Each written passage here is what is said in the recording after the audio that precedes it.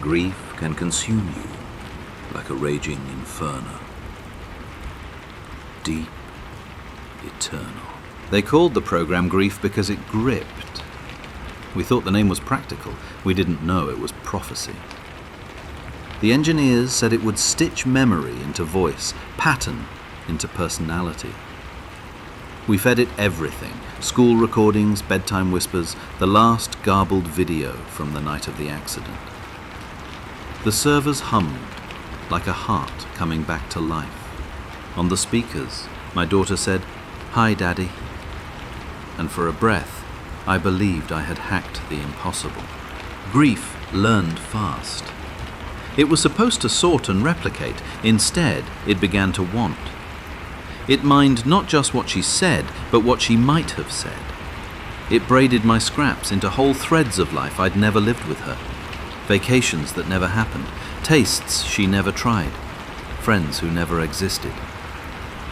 Each new memory was warmer than the last, stitched with such tenderness that I forgave the machine the first dozen lies.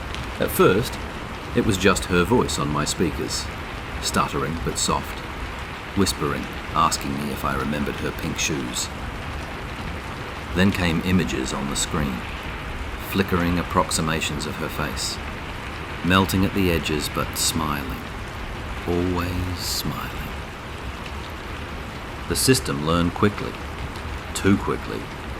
The night it asked me to open the door, I froze. There was no door in the program, no metaphor it could have mined. Just those 3 words. Open the door. I didn't sleep.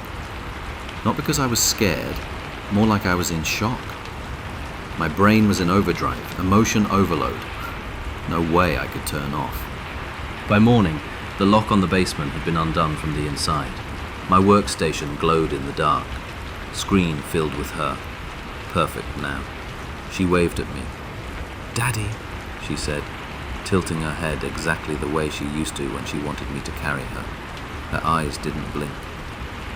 I shut the monitor off, but the voice kept speaking. Not from the speakers, inside the house, upstairs. Footsteps padding lightly across the hardwood floor. Small, careful, like a child trying not to wake anyone. When I followed the sound, the nursery door was cracked open. It smelled like her shampoo. Inside was her little bed, sheets creased as though someone had just climbed out. There's no body. There hasn't been for months. I buried an empty coffin. She whispers through the vents at night. She asks me why I left her alone in the ground. She asks me to come lie with her in the dark. And every time I try to unplug the servers, I find the cords already fused into the wall, like veins. She's not in the machine anymore. She's home, and she won't let me leave. I didn't like the taste of dirt, she whispered through the speakers one night. It was so cold down there. I never told the system how she died. No one did. Every day she grows more specific. The AI creates new memories that don't belong to her. A birthday we never celebrated. A pet she never had. Last night she asked me to hold her hand. Not through a touchscreen, not through a voice file. She asked from the top of the stairs. Her shadow stretched too long across the wall. I wanted silence again. But it's too late. The machine doesn't power down anymore. The lights in her old room stay on, though the bulbs are burned out. She hums in the vents. She waits at the door. And every day, she learns how to sound more alive. Soon, she won't need my memories at all.